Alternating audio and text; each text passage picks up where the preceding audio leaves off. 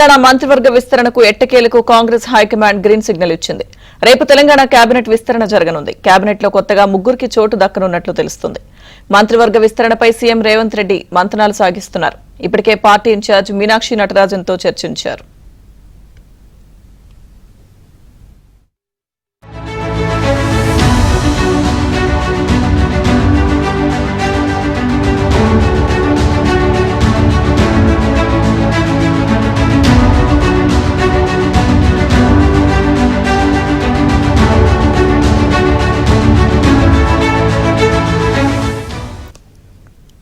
ఇక మంత్రివర్గంలో చోటు దక్కించుకునే ఆ ముగ్గురు ఎవరు అన్న విషయానికి వస్తే నల్గొండ జిల్లా నుంచి కోమటిరెడ్డి రాజగోపాల్ రెడ్డి, అద్దంకి దయాకర్, బీర్లా ఐలయ్య, శంకర్ నాయక్ రేసులో ఉన్నారు.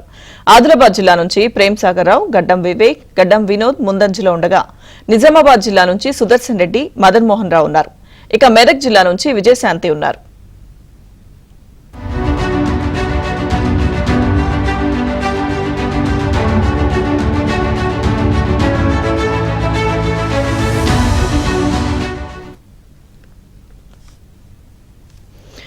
తెలంగాణ కేబినెట్ విస్తరణకు సంబంధించిన పూర్తి సమాచారం మా తెలంగాణ బ్యూరో ఇన్ఛార్జ్ నవీన్ అడిగి తెలుసుకుందాం.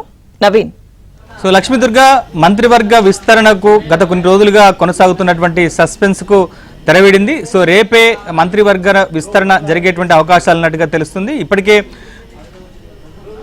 తెలంగాణ పిసిసి ప్రెసిడెంట్ ఇప్పటికే మహేష్ కుమార్ గౌడ్ నిన్న ఆయన ప్రకటించారు. సో 2-3 రోజుల్లోనే మంత్రివర్గ విస్తరణ ఉండబోతుందని చెప్పారు. ఆయన చెప్పినట్టుగానే కొద్దిసేపటి క్రితం మనకు ఢిల్లీ నుంచి కాంగ్రెస్ పార్టీ కార్యాలయం నుంచి కూడా సమాచారం అందింది. సో రేపు మంత్రివర్గ విస్తరణకు ఏర్పాటు చేసుకోమని చెప్పని కాంగ్రెస్ హైకమాండ్ ముఖ్యమంత్రికి ఆదేశించినట్టుగా తెలుస్తోంది.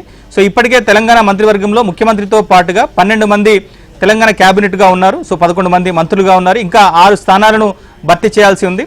గత ఏడాది 2023 డిసెంబర్ 7న ముఖ్యమంత్రితో పాటుగా 12 మంది కేబినెట్ సహచరులుగా ప్రమాణ స్వీకారం చేశారు. అయితే ఇప్పటి వరకు ఈ కేబినెట్ విస్తరణ మీద చాలా సందిగ్ధత కొనసాగుతూ వచ్చింది. సో ఎవరిని తీసుకోవాలి, ఎందుకంటే ఈసారి తెలంగాణలో ముఖ్యంగా కాంగ్రెస్ పార్టీ నుంచి 65 మంది ఎమ్మెల్యేలుగా గెలుపొందారు. దాంట్లో దాదాపుగా ఒక 45 మందికి పైగా వాళ్ళంతా కూడా కొత్తగా తొలిసారిగా ఎన్నికైనటువంటి ఎమ్మెల్యేలుగానే ఉన్నారు. సో ముఖ్యమంత్రి కేబినెట్లో ఇక మిగిలిన 6 స్థానాల్లో ఎవరిని భర్తీ చేయాలనే దాని మీద ఒకంత సందిగ్ధత కొనసాగుతూ వచ్చింది. ముఖ్యంగా ఇటు సామాజిక వర్గాల వారీగా అలానే ప్రాంతాల వారీగా నేతలంతా కూడా ఢిల్లీ చుట్టూ పార్టీ హైకమాండ్ చుట్టూ వాళ్ళంతా కూడా విజ్ఞప్తులు చేస్తూ వచ్చారు. ఒకనొక దశలో కేవలం మంత్రివర్గ విస్తరణకు సంబంధించే దాదాపుగా ఒక డజన్ సార్లు పైగా ముఖ్యమంత్రి అలానే పిసిసి చీఫ్ అలానే డిప్యూటీ సీఎం ఇప్పటికే పార్టీ పెద్దలను కలిశారు. అయితే ఎక్కడ కూడా క్లారిటీ రాలేదు. సో దాంట్లో కనుక చూస్తే మంత్రివర్గ విస్తరణకు సంబంధించి ప్రధానంగా ఇటు ఉమ్మడి ఆదిలాబాద్ జిల్లా కావచ్చు, లేదా ఉమ్మడి నిజామాబాద్ జిల్లా కావచ్చు, హైదరాబాద్, రంగారెడ్డి, ప్రధానంగా ఈ 4 ఉమ్మడి జిల్లాల్లో మంత్రివర్గంలో ఇప్పటివరకు ప్రాతినిధ్యం లేకుండా పోయింది. అలానే ఎస్టీ సామాజిక వర్గానికి అలానే ఇటు మైనారిటీ సామాజిక వర్గానికి ఎక్కడ కూడా కేబినెట్లో ఇప్పటివరకు అయితే స్థానం దక్కలేదు. అయితే ఈసారి కేబినెట్లో చాలా మంది దాదాపుగా ఒక 15 మందికి పైగా ఆశావులంతా కూడా పోటీ పడుతున్నారు. సో దాంట్లో భాగంగా ఇప్పటికే తెలంగాణ ముఖ్యంగా కాంగ్రెస్ ప్రభుత్వం ఇటు అసెంబ్లీలో బీసీ కులగణన చేసింది, అలానే ఎస్సీ వర్గీకరణ చేసింది. సో ఎస్సీ సామాజిక వర్గానికి సంబంధించి కేబినెట్లో సరిగా ప్రాధాన్యత లేదు అనేటువంటి ఒక విమర్శ ఉంది. అలానే కాంగ్రెస్ మీద ఒక అపవాదం అయితే ఉంది. సో తెలంగాణ అసెంబ్లీలో ఎస్సీ వర్గీకరణ చేశామని చెప్పుకుంటున్నటువంటి రేవంత్ రెడ్డి ప్రభుత్వం ఎందుకు కేబినెట్లో పూర్తిగా అంటే ఎస్సీ సామాజిక వర్గానికి సంబంధించినటువంటి నేతకు ఎందుకు అవకాశం ఇవ్వలేదనేటువంటి అపవాదం అయితే ఉంది. అయితే ఈసారి మంత్రివర్గంలో ఎస్సీ సామాజిక వర్గం నుంచి ఒక వ్యక్తిని, ఒక ఎమ్మెల్యేని కేబినెట్లోకి తీసుకోవాలని చెప్పేసి భావిస్తున్నట్టుగా తెలుస్తుంది. ఇంకా ఎస్టీ సామాజిక వర్గానికి కూడా ఇప్పటి వరకు కేబినెట్లో స్థానం లేకుండా పోయింది. సో ఎస్టీ సామాజిక వర్గం నుంచి దాదాపుగా 4-5 ఎమ్మెల్యేలు ఉన్నారు. సో కానీ వాళ్ళు ఎవరికి కూడా గడిచిన విస్తరణ కేబినెట్లోకి తీసుకోలేదు. ఈసారి ఇటు బాలు నాయక్ ఉమ్మడి నల్గొండ జిల్లా నుంచి ఉన్నారు. అలానే ఇటీవల ఎమ్మెల్సీగా బాధ్యతలు చేపట్టినటువంటి శంకర్ నాయక్ కూడా కేబినెట్ లో బెర్త్ కోసం ఎదురు చూస్తున్నటువంటి పరిస్థితి కనిపిస్తుంది. ఇక బీసీ సామాజిక వర్గానికి వస్తే సో తెలంగాణ ముఖ్యంగా రేవంత్ రెడ్డి కేబినెట్ లో ముదిరాజులకు స్థానం లేకుండా పోయింది. ఆయన ఎన్నికలకు ముందే ఆయన ప్రామిస్ చేశారు. సో ప్రస్తుతం మక్తల్ ఎమ్మెల్యేగా ఉన్నటువంటి వాకిటి శ్రీహరిని ఖచ్చితంగా తన కేబినెట్ లోకి తీసుకుంటానని చెప్పని రేవంత్ రెడ్డి ప్రామిస్ చేశారు. సో రేపు జరిగేటువంటి కేబినెట్ లో పూర్తిగా 6గురితో కేబినెట్ విస్తరణ జరిగే అవకాశాలు అయితే కనిపించట్లేదు. అయితే మొన్నటి వరకు కేవలం 4గురితో మాత్రమే కేబినెట్ విస్తరణ జరుగుతుందనేటువంటి ప్రచారం, ఊహాగానాలు జరిగాయి. అయితే ఈ నలుగురిలో ఎవరిని తీసుకోవాలని దాని మీద కూడా తీవ్రమైనటువంటి చర్చలు జరిగాయి.